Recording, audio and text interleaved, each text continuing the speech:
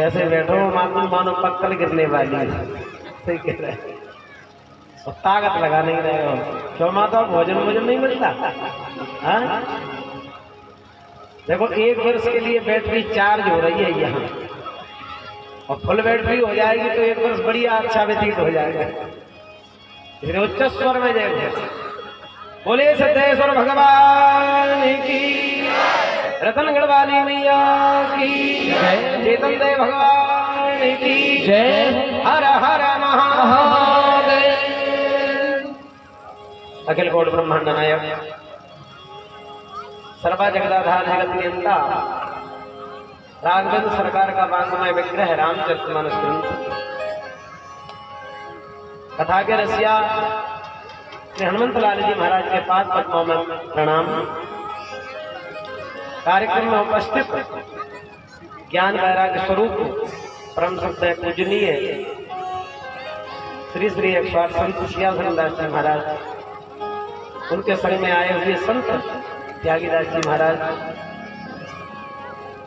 सभी भूदेवता संत भगवान सभी को प्रणाम व्यासपीठ से। संगीत पर विराजमान संगीतज्ञ और इस पांडाल में आए हुए मेरे भक्ति स्वरूपा माता बहने श्रोतावृंद, इस कार्यक्रम में मुख्य यजमान का कार्यभार संभाले हुए हैं ऐसे परम संत श्री लक्ष्मण दास जी बाबा जी महाराज, सभी दानदातागण सभी के लिए व्यासपीठ से जय श्री कृष्ण। जय श्री कृष्ण। बड़े सौभाग्य का विषय है, अभी आप मेहताब शरण रामायण जी से सुन रहे थे केवल प्रसंग, भरत प्रसंग। अभी भरत प्रसंग प्रारंभ नहीं किया, केवल आ चुके हैं भरतलाल जी। थोड़ा सा संकीर्तन करें, इसके बाद में कथा में करें। कम समय में, जैसे भरत जी का तो ऐसा अद्भुत प्रसंग है, यदि कोई वक्ता कहना चाहे तो कम से कम 10-5 दिन उसी को बोलता है। कितना अद्भुत है, रस भरा है, प्रेम का पात्र है भरत प्रसंग। परंतु मेरी इच्छा तो ये थी कि पूज्य श्री महाराज जी के द्वारा भरत प्रसंग सुने, लेकिन करे क्या, हमने निवेदन उनसे किया तो उन्होंने हमारे ऊपर पटक दिया। संत की वाणी है, आज्ञा है। वैसे भरत प्रसंग को हर व्यक्ति नहीं सुना सकता, जितना कहो उतना ही कम है, समझ लो। आए संत भगवान धर्मदास जी सभी को वंदन करते हो, 2 बार हरि नाम संकीर्तन करें, सभी लोग बोलेंगे ताली बजाकर। सुनो भाई, पहले तो आलस छोड़ करके एकदम मस्त होकर के बैठ जाओ। कई लोग ऐसे बैठे हैं कथा में, देखो रीढ़ की हड्डी करके सीधा बैठो, पालथी मार के बैठो, ऐसे बैठे हैं ऊपर ऊपर को घुटू होकर के मानो।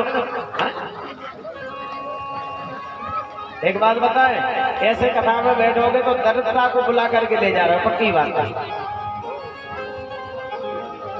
कई लोग तो ऐसे बैठते हैं कथा मालूम कैसे, इधर रामायण जी का गीत मालूम चला, उधर ही को पैर पसार के डटे हैं। और विशेषकर भाई लोग नहीं, माता है। बोलो जय श्री राम। अधिकतर माताओं को मैंने ऐसे देखा, भाइयों को नहीं, क्योंकि ये सट करके बैठती है तो कोई एक दूसरे को देखता तो है नहीं। देखो भाई, अब जिनके अभी वो इशारा कर रहे थे दादाजी घुटुअन में बाई की बीमारी है, तो मेरा निवेदन है कि जिनको बाई की बीमारी है, सही कह रहा है, उनके लिए तो छूट है इसमें बैठने की। वो चाहे पालथी मार के बैठे, चाहे पैर फैला के बैठे, पर जो मेरे नौजवान लोग बैठे हैं ना, कम से कम वो तो सावधान हो जाए। सावधान एकदम, रीढ़ की हड्डी को सीधा करके एकदम स्तब्ध होकर के रखें। श्री राम जय राम जय जय राम, श्री राम जय राम जय जय राम। देखिए, मैं कोई कठिन कीर्तन नहीं करा रहा हूँ, केवल एक नाम है बस। श्री राम जय राम जय राम, श्री राम जय जय राम। अब बिहारी जय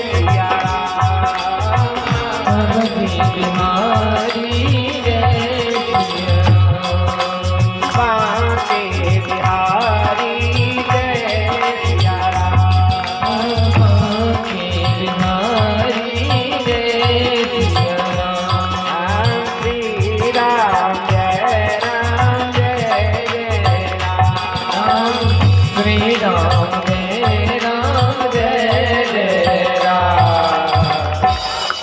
बोले संत भगवान की जय। हमारे आपके मध्य में जो बैठे हैं ना, हमारे नैनागढ़ से पधारे हुए पंडित जी महाराज, मालूम है इनको भी पूरी रामायण कंठस्थ है। अभी मैं सुन रहा था रात्रि में, इधर झोपड़ी में न जाने कितनी चौपाइयों की झड़ी लगा रहे हैं। तो भैया इस कथा में तो मालूम कौन आ रहे हैं? बोले वृद्ध वृद्ध विहंग कहाँ आए, सुने राम के चरित्र। शायद हम लोगों से कई गुना आगे आप लोग, सही कह रहे हैं। पर बात यह है, अभी आप बड़ी प्यारी चर्चा सुन रहे थे, चित्रकूट में भगवान विराजमान है। बाबा तुलसीदास जी लिखते हैं, मोले चित्रकूट रघुनंदन छाये,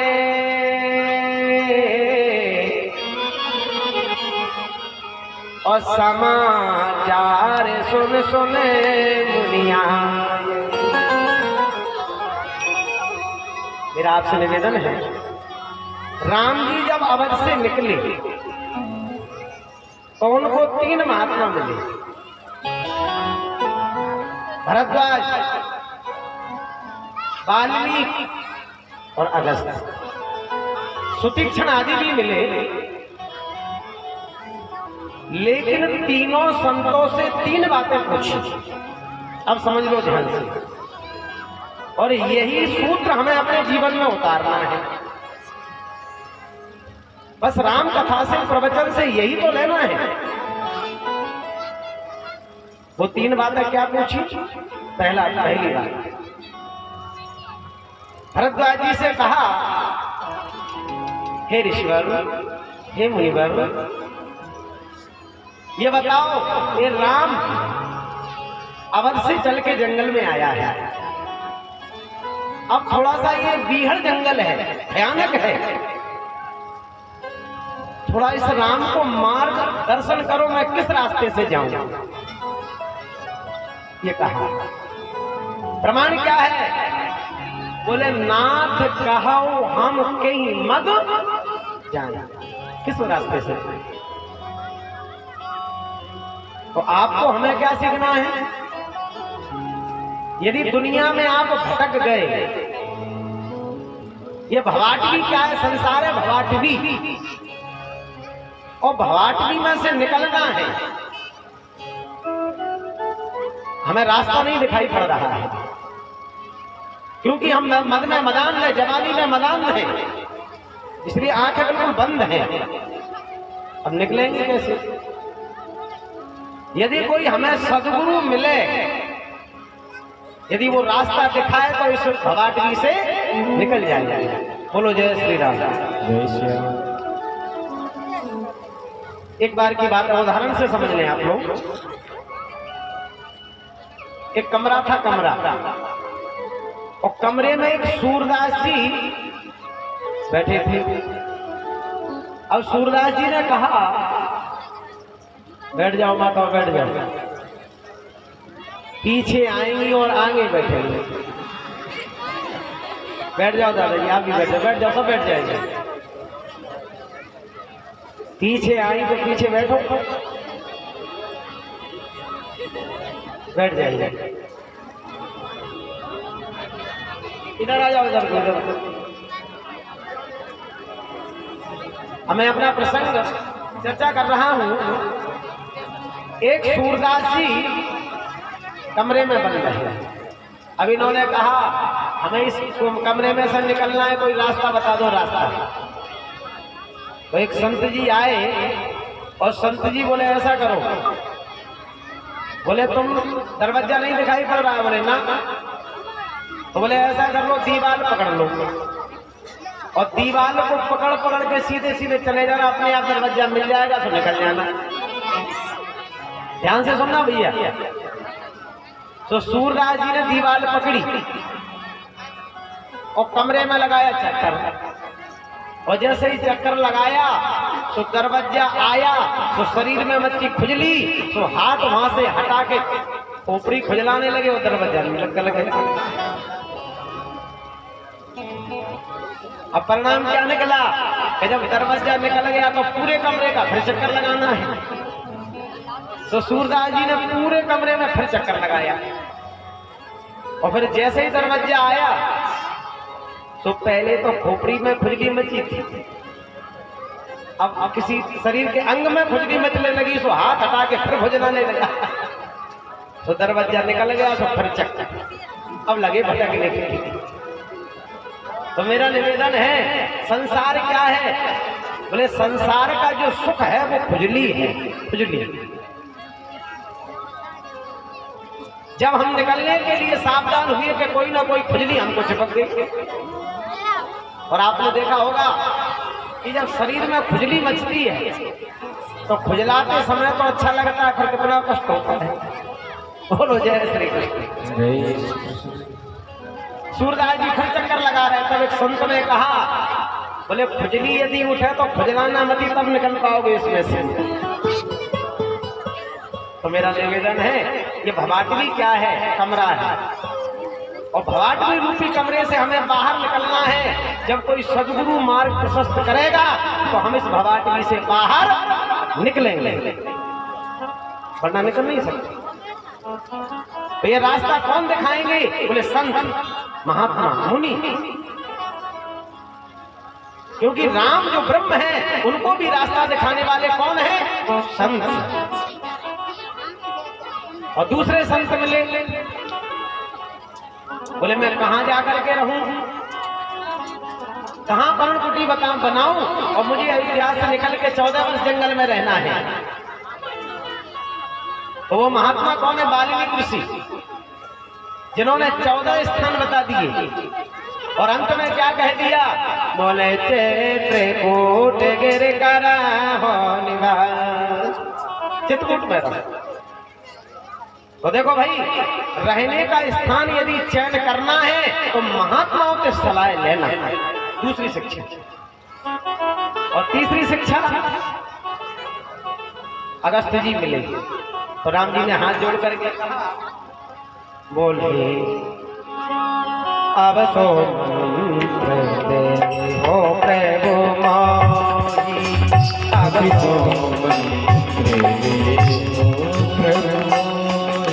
देखिए, राम ब्रह्म है, एक संत जी से मंत्र पूछ रहे हैं। कितना प्यारा भाव है।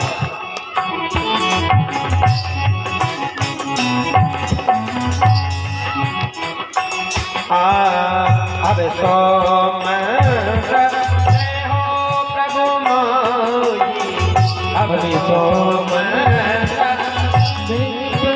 मोहि, यह प्रकार माधव मुनि द्रोही, यह प्रकार माधव मुनि द्रोही, अब तो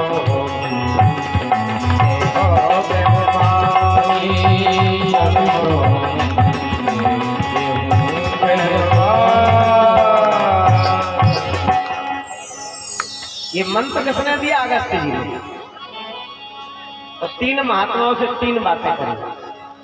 मेरा आपसे निवेदन है, यहां भरतलाल जी ननिहाल से लौट करके आ गया। सारा वृत्तांत कैकेयी मैया के द्वारा सुना,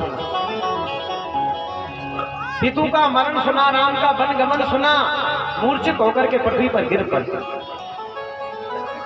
अंत में वशिष्ठ जी ने समझाया। यहां सावधान कर दिया। भगवान शंकर ये कथा सुना रहे हैं पार्वती को, या ऐसा समझ लो कि जनक जी महाराज कह रहे हैं सुनैना से। क्या कह रहे हैं? बोले सावधान सुन, सावधान हो जाओ। क्यों सावधान हो जाएं? जनक जी कहते हैं, बोले सावधान सुन, सुमुख सुलोचनी, और भरते कथा बंद विमोचनी। सावधान हो जाओ। ये साधारण कथा नहीं है, ये जो प्रेम का पात्र भरत है उसकी कथा है।